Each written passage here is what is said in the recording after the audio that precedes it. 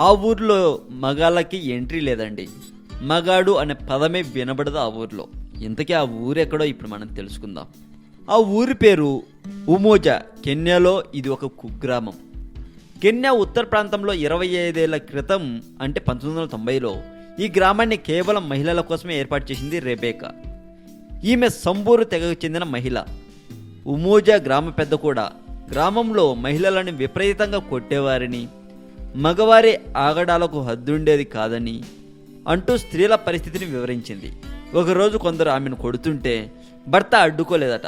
దాంతో ఆమె ఓపిక నశించి మగవారి అండా తోడు తనకు అవసరం లేదనుకుందట.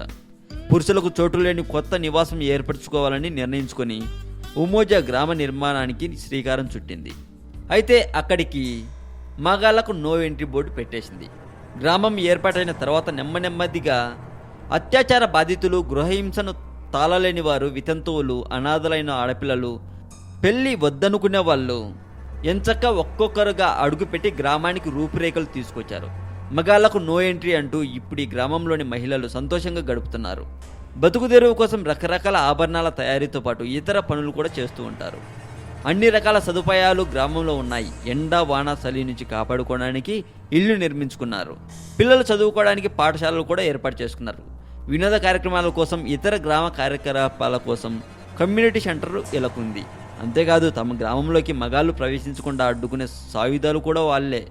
ఆడవాళ్లకే ప్రత్యేకం నో ఎంట్రీ ఫర్ మెన్ అనటంతో ఉమోజా పర్యాటకులను కూడా ఆకర్షిస్తుంది. ఈ గ్రామం పర్యాటక ప్రాంతంగానూ అభివృద్ధి చెందుతుంది. అయితే మగాళ్లకు అనుమతి లేని కారణంగా వచ్చే పర్యాటకులను మాత్రం కొన్ని షరతులకు అనుగుణంగా గ్రామ సందర్శనకు అనుమతిస్తున్నారు. ఈ సమాచారం మీకు నచ్చినట్లయితే ఈ వీడియో కింద లైక్ కొట్టి మీ ఒపీనియన్ని కామెంట్ రూపంలో చెప్పచ్చు.